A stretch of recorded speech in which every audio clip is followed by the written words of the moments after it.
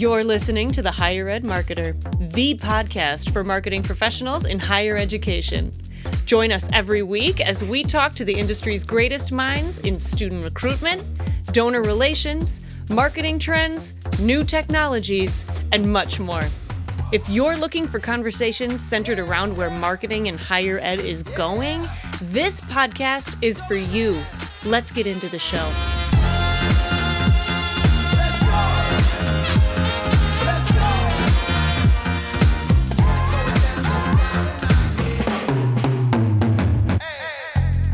Welcome to the Higher Ed Marketer Podcast. My name is Troy Singer with Ring Digital, along with my good friend and the co-host of this podcast, Bart Kaler. And today is a day that is special for both Bart and I because we are celebrating, or we are offering you our 200th episode.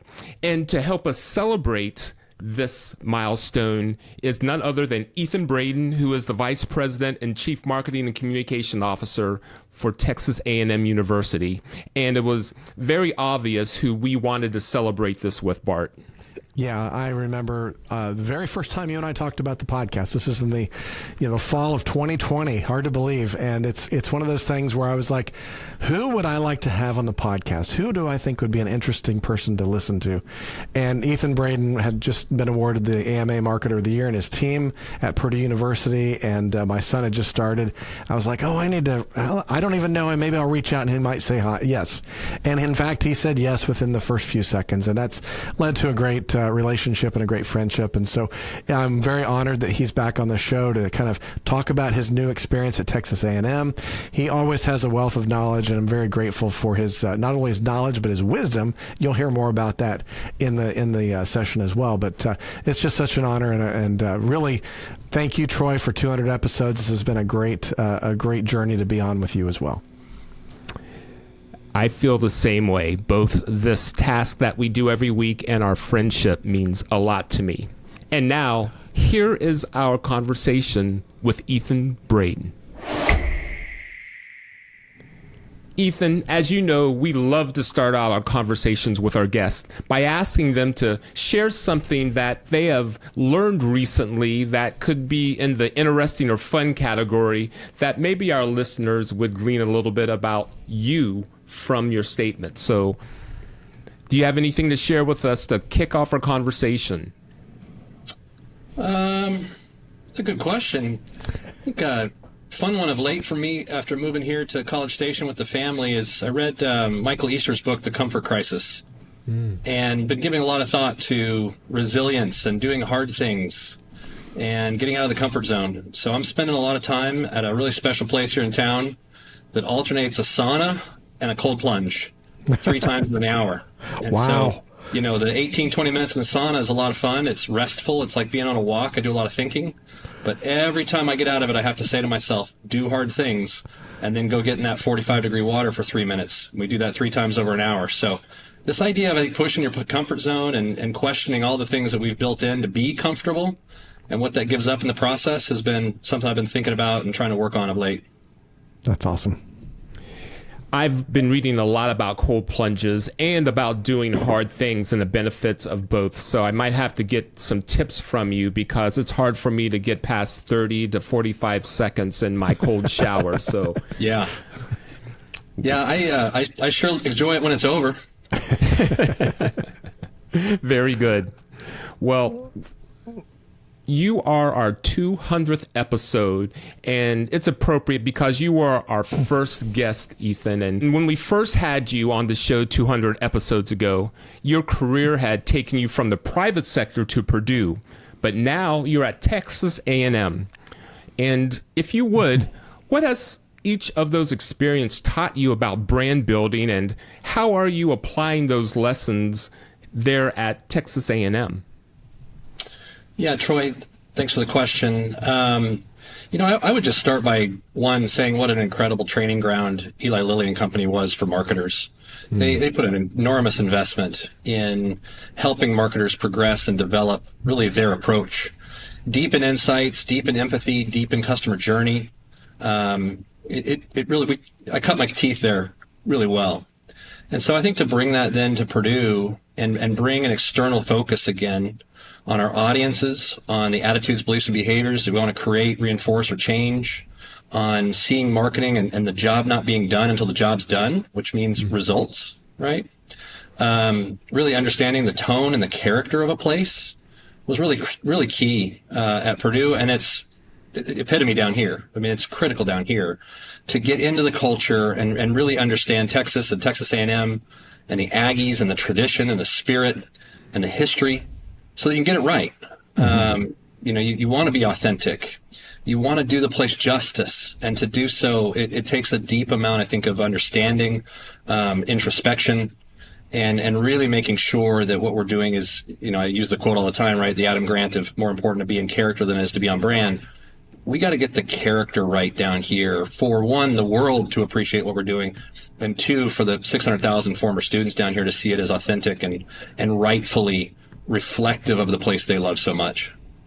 That's pretty cool, Ethan. And I think that you and I talked a little bit about, your draw of being down there. I know General Welsh kind of, recruited you down there, and there's a lot of great opportunities. So when you stepped into the campus and you kind of started, understanding those traditions, understanding that rich history, what kind of struck you the most about the brand and maybe some of the opportunities that are exciting you the most?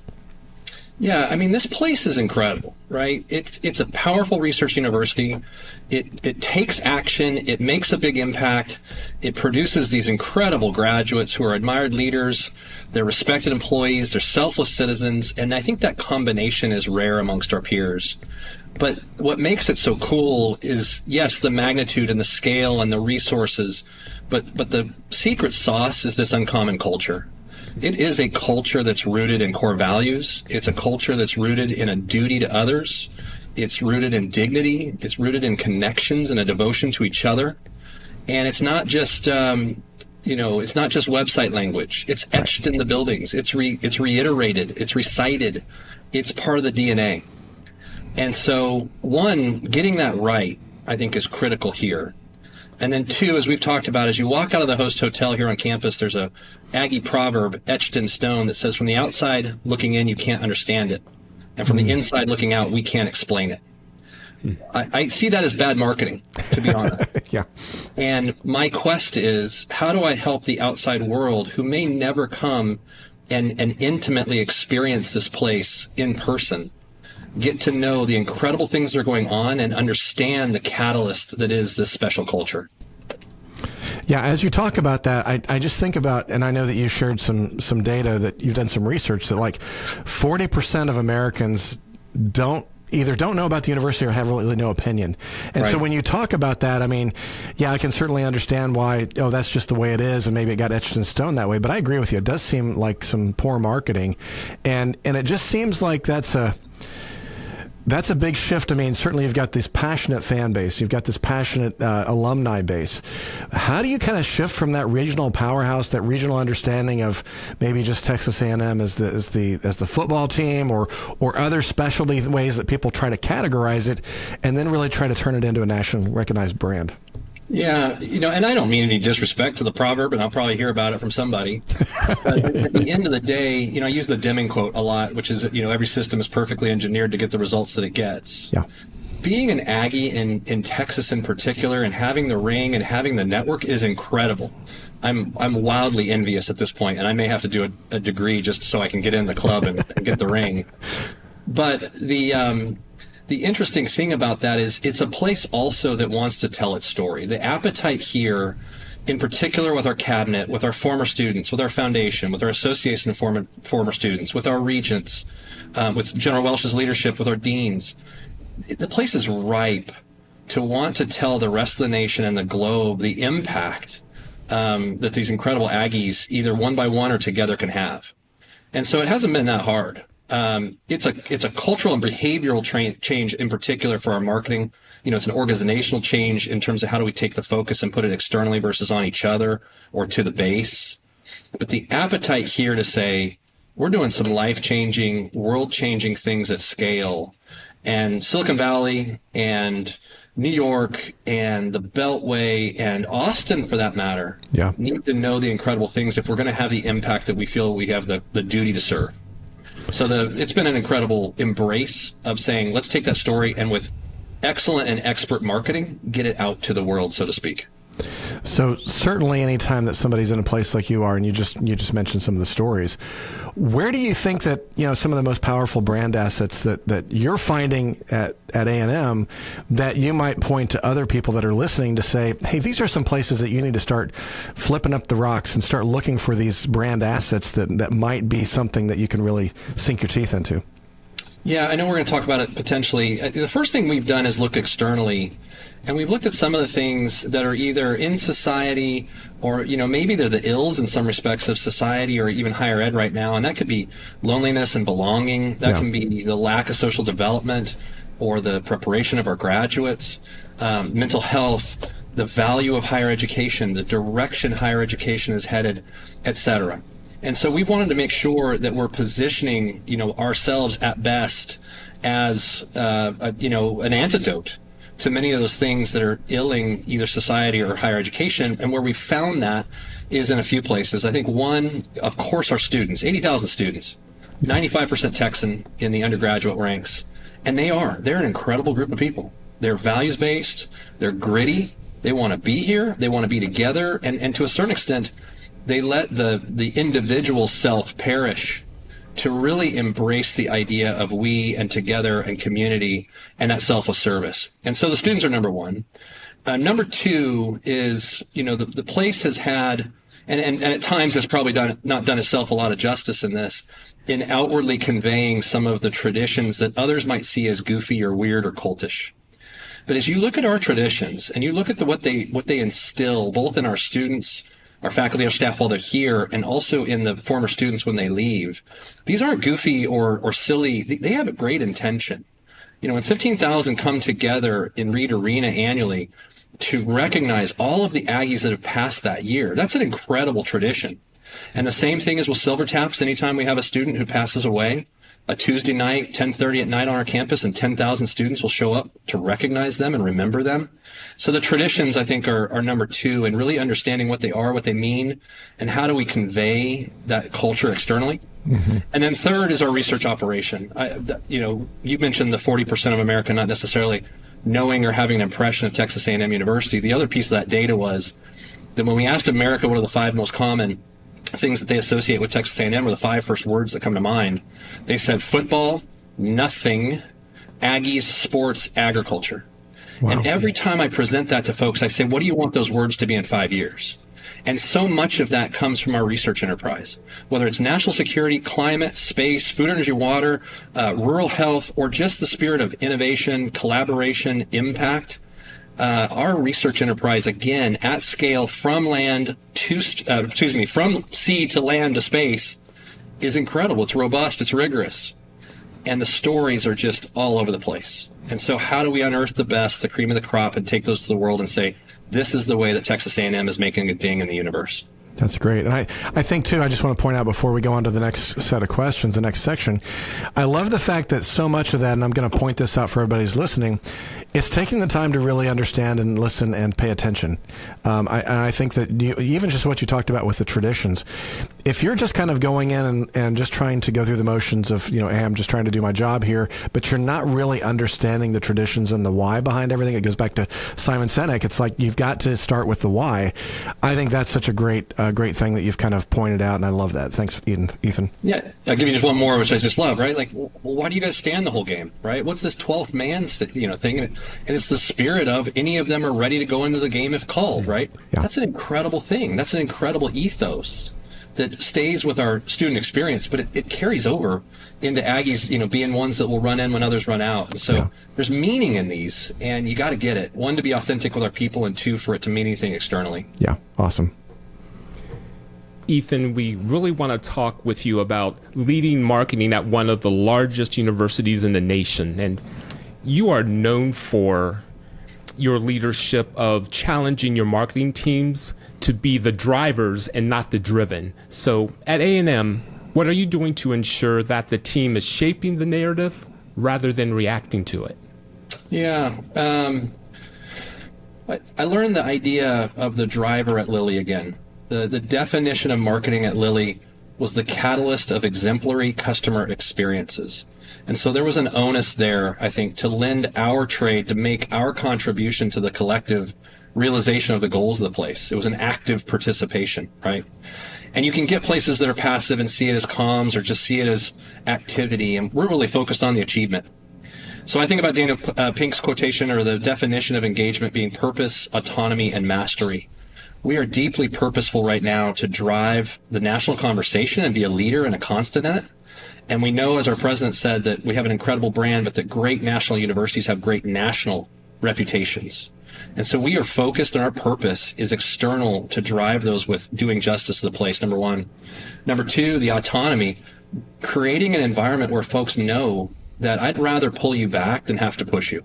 Mm-hmm. And I want you to lend your craft. I want you to lend your expertise. I want you to lend your curiosity and your initiative to coming up with way cooler, way more fantastic initiatives, tactics, ideas, partnerships than I ever will on my own. And so we need that autonomy in them to feel empowered that they're bringing their craft to the table. And then the last piece is then sharpen your sword every day, right? The mastery piece. Let's get better. Let's go to conferences. Let's read books. Let's listen to podcasts. Let's do lunch series. Let's bring in external folks to our place. Let's benchmark externally, not just in higher ed, so that we're excellent marketers, PR folks, earned media folks, crisis communicators, et cetera, so that we're excellent at what we do. And I think when we do that and we combine that, marketing becomes an asset. It has a seat at the table to drive the reputation and the story of the organization. And that's the place I want to be. If it wasn't like that, I wouldn't want to be here. Right. And I think that along with what you're saying there too, I think that, I love your reference back to Lilly, and I think there's sometimes a difference between the for-profit marketplace that Lilly finds itself in and higher education and universities. And sometimes higher education is not known for its speed and its agility to react. So how are you helping your team kind of adjust to that? Certainly what you just said is a great way of kind of setting them up for success, getting them going. But how are you going to build that culture that really moves at the pace of relevance as well as the pace that is being expected in leadership? Yeah, I think it's cultural, and it starts with the people. Yeah. So I want people with initiative and big motors that want to execute, that want to get after it, and they want to see the fruits of their labor, and then that feels good, and they want to do it again. You talk about speed. Mitch Daniels a couple years ago in 2017 gave a lecture at the EDGE conference in Indianapolis, and he said, people talk about that speed kills. He said, no, speed saves in many respects. There's this element of being too late to the table, right? He talks about baseball and approaching the ball versus letting it hop and come to you. And so we think about getting after it and being proactive and going first. You also mentioned the difference in industry here. Everybody talked many years ago about Jim Collins' good to great. Yeah. But his good to great in the social sector's monograph is a terrific way to then translate that to the nonprofit, the social sector, et cetera. And it takes away that profit piece and it puts it in purpose. And so we just built a culture here, I think, that says we got a duty to do the place justice. Somewhat, there's an element of good and out is necessarily better than great and still on our desktops. Right. So there's a spirit, I think, of trying and hopefully knowing that failure is not fatal. We're marketers and not brain surgeons. Mm-hmm. So there's an element of doing that. And, like I said, it's infectious. Once you start having wins cure all. Let's do it again. And potentially let's do it bigger and better than we did in the last one. So there's an element of speed and initiative, but I think it starts with the person. Yeah, I think you're right on that, and I think that's why it's so critical to make sure, going back to the Jim Collins thing, you've got the right people in the right place on the bus, Absolutely. That you're making sure that everybody on the bus should be there to begin with. And I think once you have those teams, and I say that for a lot of people listening, because it is very easy for us just to kind of say, woe is me, I could never do what I'm hearing. No, you can. It just sometimes takes courageous leadership. So, talk a little bit about that, because I know you and I have talked about courageous leadership before in the past, maybe not on the podcast, but that's a big part of it. Yeah, I'll go back to one of the things you said a second ago, and I think it's an important point that I don't want to miss. Being the driver or becoming the driver takes a certain level of evangelizing, right? With our deans, with our cabinet, with our CFO, with our board, so that they can understand and hopefully over time build confidence in our competence of us as the driver of the brand, right? They can trust us as expert and excellent, and they see the results to entrust us with that opportunity, with that responsibility, and frankly, the budget to go do that extremely well. The other piece that I think you just spoke to here on the courageous leadership, evangelizing the value and the role of marketing, part of that's getting the team right. And so you got to have the leaders like General Welsh or Mitch Daniels that believe in that believe that you got to assemble the right team with the right skill sets, with the right combination, with the right sophistication, frankly, in today's age to win. And so the ability to evaluate your team, to make some changes if need be, to develop your team, to hire into the places maybe that you don't have, whether that's agency or full-time headcount, right. That freedom to build a winning team, if you can't do that, you got a pretty significant headwind. And so I, again, like to go to places that have that spirit. And when General Welsh hired me, he said, I don't exactly know what, and especially this place, we don't know what great marketing looks like, we don't know what it takes, and we don't know what it costs. And he certainly did to a certain extent, because he commanded a budget of $700 billion as the Joint Chief of Staff of the Air Force for Obama, 170,000 in his unit. So they had a big marketing budget, but the belief was this is going to take long-term investment right. of people, of resources, of even change or comfort, and the discomfort of change to get it right. And having that is incredibly valuable. That's great. Ethan, you touched on it earlier, but today's students face an epidemic of loneliness, lack of belonging, and detachment. Would like to know what you think the role that universities should take, and with their marketing, in solving that crisis. Yeah, that first question you asked earlier, what you're interested in, what can you share? One angle I was going to go was a little bit more morbid and a little down that road. I think there's a great piece in last month's Atlantic by Derek Thompson called The Antisocial Society. And if you couple that with Jonathan Haidt's Anxiety Generation, I think you should be really concerned relative to this generation and those coming behind it, the impact of social media, the impact of our phones, of digital media, of screens, of COVID for that matter, putting us in the home, and we really never came out. We're spending more time in our homes than we ever have. Males are watching 7 times the amount of TV at home versus the 1 hour they spend outside of the house with someone outside of the house, right? So there's this connection piece that's missing. Whether you look at it, faith, third places, whatever it may be, incredible places like a Texas A&M can absolutely be a crucible and a beacon to instill the interpersonal connections, the community, the network, the love, the fit that you can even find at a place of 80,000. And so we want to tell that story.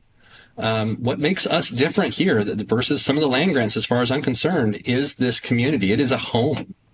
It is a mecca that folks come back to. They take it with them. I've never seen more collegiate pride than from our former students. And they love their class experiences, and they loved what they learned, but they really cherish what took place outside of the classroom. And so conveying that, they say great brands repel as many, as well as attract. I have a belief that more of this country can be very attracted and enchanted to Texas A&M University. And one of the reasons is because I think the way that it culls and it connects people together here. And we want to tell that story so we can be a solution to some of this. Yeah. Yeah, and I know that you've mentioned before that General Welsh kind of stated along those lines that Texas A&M should be having the best student experience in America, and not only graduating, smart graduates, but also more great citizens. And so not just the Aggies. And so tell us about that. I mean, how can markers kind of get that needle to move to support the president's overall vision for you? I mean, you can talk about that, but then day in and day out, how do average marketers really kind of make sure that they are helping achieve the vision of their leadership?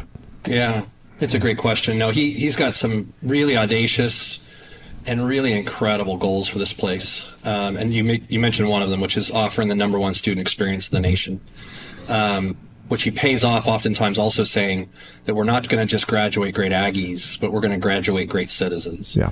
And frankly speaking, as I work over the next couple of years, I think to develop a greater national, if not bigger than that, understanding of what it means to be a Texas Aggie. I mean, I'm jumping the punchline a little bit here, but I have ambitions of putting the Aggie next to the Marine, quite frankly, and the equity of saying and the recognition of when I say, oh, that guy's a Marine, you go, oh, and you attribute a lot to that person in that one word. I think there's the opportunity to do that for the Texas Aggie here, with citizenship, with selfless service, with respect, with leadership, with excellence, with integrity, etc. So to your point, it's where we place our focus, right? We placed a lot of focus on a similar initiative this past summer, which is we also want to be the #1 veteran serving university in America. And we've got an incredible heritage. We've got an incredible support network. We're led by incredible veterans, General Welsh being one of many. And so being able to then place our storytelling emphasis and our dollars behind that to tell the country has been very important to us. So if you look at our YouTube page, you'll see a bunch of stories right now about our support and our love for our military and our veterans. You're going to start to see that similarly with just the idea of citizenship, of what does it mean to be a great citizen? What does it mean to be a selfless servant? There's more students come out of here at A&M that go into civil service than any other university in the nation other than our military academies. And there's more that go in the service than the military academies. And so this is a place of service, and we want to tell that story.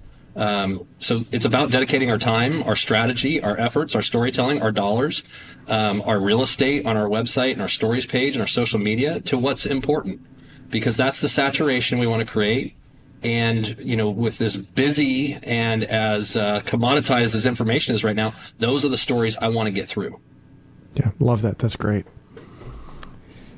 You have talked about, with admiration, the two powerhouse leaders that you have worked for, Governor Mitch Daniels at Purdue and now General Mark Welsh at Texas A&M. Yeah. What have you learned from them that has changed the way you lead? Yeah, boy, I won the lottery with both. I really did, and they've got similarities and they got differences. But having a one-on-one at Purdue University and sitting there with Mitch Daniels, and we said it in one of our commercials, if you recall, but being able to sit there with a man and a president who could have been president was humbling, to say the least. He was a role model. He was a leader, and he was always 2 steps ahead of everyone. And that sort of intuition, that sort of wisdom, that big picture, that zoom out nature that he has, that sort of anticipation from the wisdom and the experience he's had was invaluable. The way he led us through COVID and some of the decisions that he made that maybe in the moment you said, oh boy. And then a couple months later, either one, it was the absolute right decision, or something occurred and it placed us perfectly positioned in character for us to compete and succeed. And you said, how did he know that? Yeah. So his wisdom, I've got a great mentor, Mark Ferrara, and he and I work a lot on this idea of the difference between intelligence and wisdom, the idea of zooming out, of seeing the bigger picture. And Mitch always saw the bigger picture. General Welsh, I mean, let's just be frank here. General Welsh is a badass, right? 40 years in the Air Force, fighter pilot, and and then reaching the highest ranks as the Joint Chief of Staff of the Air Force for Obama. The man's a badass. Let's not take anything away from it ever. But he's warm and he's sweet and he's caring and he loves his family and he loves this university and he's humble. And I think the thing that's probably the most endearing is he is the epitome of the idea that calm is contagious. He operates with a calm and a steady hand and a perspective and a care that is so enviable. And when I get over my skis a little bit, or I maybe side to the idea of react versus respond, I think about him. He's an incredible leader. My wife said the other day he's going to be a once-in-a-lifetime leader for you, or boss for you, isn't he? And I said he already is. But I think it's his level-headedness, his humility, and his trust in his people that are an incredible combination for success and performance, and trust for that matter. I'll run through the wall for him. Yeah, that's awesome. And I think it makes such a big difference, not only for those who are serving under those kind of leaders, but also some of us who might aspire to be a leader that is, certainly I'm not going to be a Mitch Daniels or a Mark Welsh. I'm not trying to say that. But just being able to pick up some of those tips and being able to lean into that and be inspired by that, I think is something incredible. Yeah, it's been key to be able to see, and emulate leaders ahead of you Yeah. And for that matter, have those experiences where you see leaders where you don't want to be. And Exactly. they do things and you say, I never want to be like that. And I've been blessed to actually have both of those. Yeah. So between Mitch and Mark, boy, there's a lot to learn. And I'll tell you lastly on that one, I'm just trying to soak up as much Mark Welsh as I can because I know he's not going to stay with us forever. Yeah. He's too humble to do so. And I just want to soak him up every day and see the learnings and the development I can get out of it. That's pretty cool. One of the things I really like about having you on the show and talking with you, Ethan, is just a lot of times being able to walk away with just those small tidbits. We talked earlier about the idea of being a driver versus driven, and I've quoted that several times. And one of the other things I like your reference is the painkiller versus vitamin concept in marketing.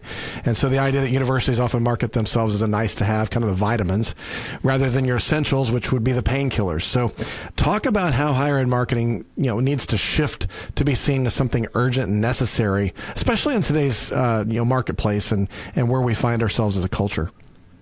Yeah, we talk a lot, and I think there's a lot of value for our marketers in higher ed in general. I don't think you'd waste any time spending time on really getting a deep insight and understanding what that means and the difference between a true insight and a good idea.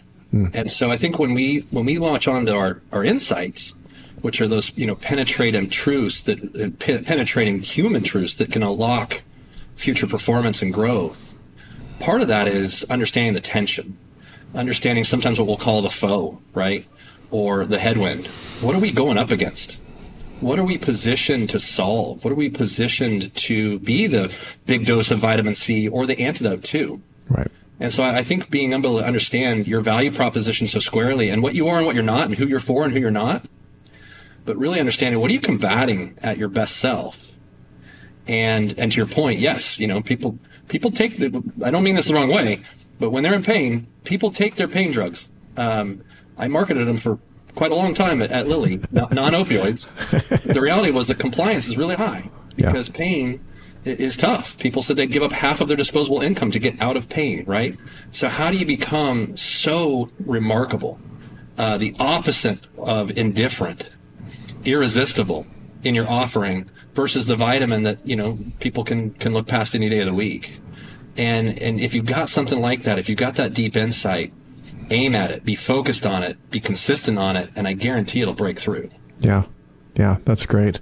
Hey, as we're kind of finishing up here at the end, I just have one question here as far as a bold prediction. I mean, we've had you on the show, the beginning and then the middle, and now we're at the 200th episode. And so what's a bold prediction that you have for the future of higher ed marketing? Something that, like, in 5 years, we're going to look back and say, man, Ethan Braden saw that coming. What would be that prediction? That was a hard one.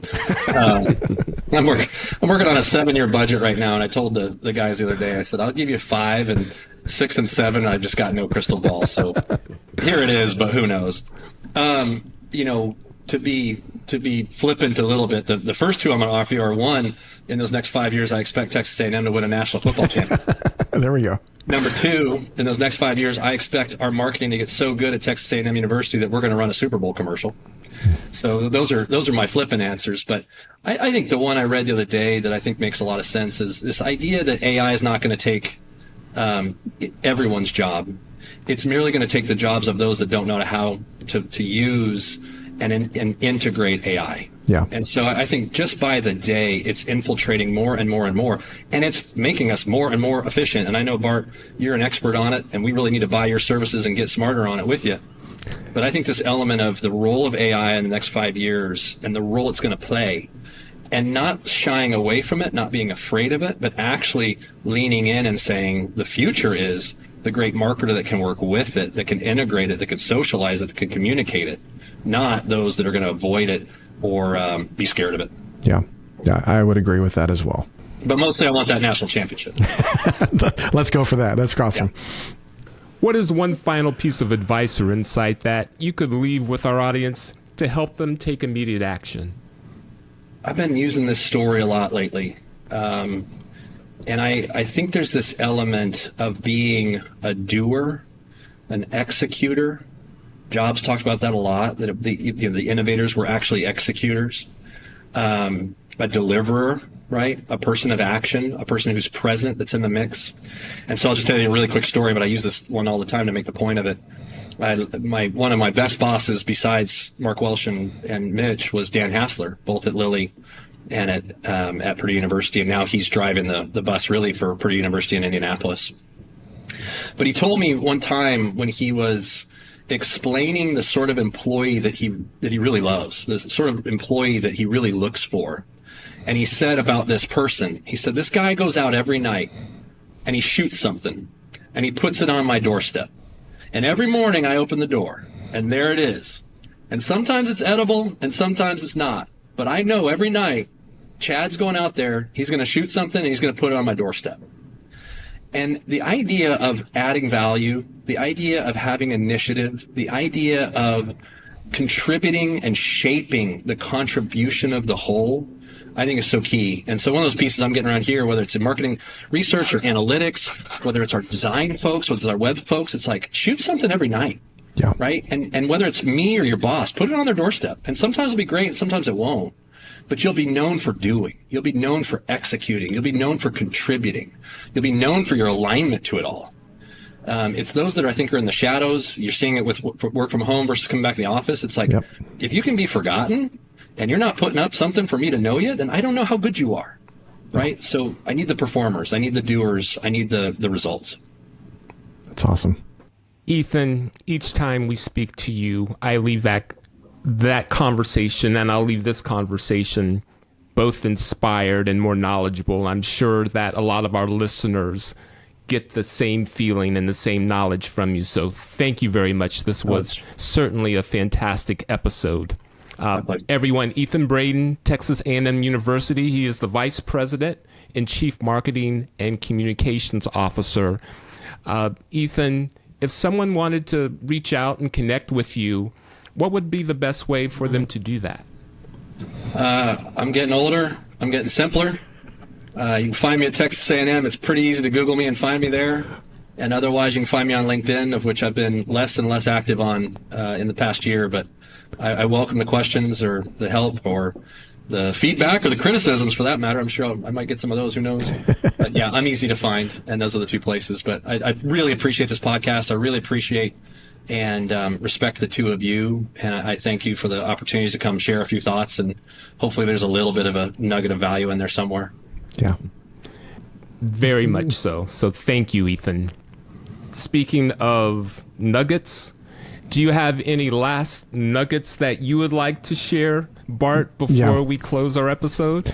Yeah, I just want to point out a couple things, and I really appreciate Ethan being on the show, but just the idea of really emulating what he's doing as a new person coming into Texas A&M, to really immersing himself in the traditions, understanding it, and getting behind the why of what's everything there and what's happening there.